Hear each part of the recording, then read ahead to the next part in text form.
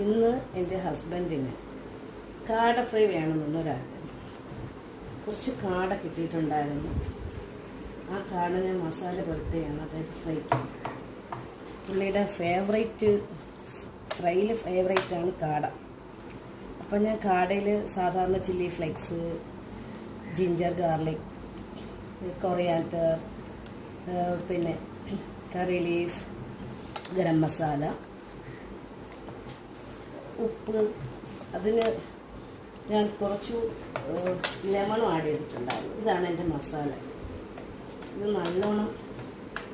നല്ലോണം ഇതിലോട്ട് ആഡ് ചെയ്യും.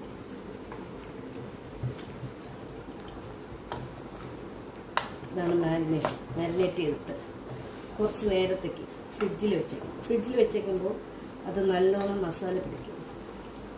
എന്നിട്ട് നമുക്ക് വെളിച്ചെണ്ണയാണെങ്കിൽ വെളിച്ചെണ്ണയോ സാധാ ഓയിലാണെങ്കിൽ ഓയിൽ നല്ലോണം പൊടിച്ചെടുക്കാം. ഇതിപ്പോൾ ഇതിൻ്റെ മാരിനേഷൻ കഴിഞ്ഞിട്ടുണ്ട്. നമ്മളെന്താ കാടക്കോഴി അങ്ങോട്ട് എണ്ണയിലോട്ട് വീഴുന്നുണ്ട്. അയ്യോ, 2 വെച്ചിട്ടാ മതി കേട്ടാ. 3 ശരിയല്ലേ, കരിഞ്ഞു പോയി. എണ്ണ ഇല്ലല്ലോ അതിൽ. എണ്ണയുണ്ട്, ആവശ്യത്തിനുണ്ട്. ഓവർ എണ്ണയുടെ ആവശ്യമില്ല.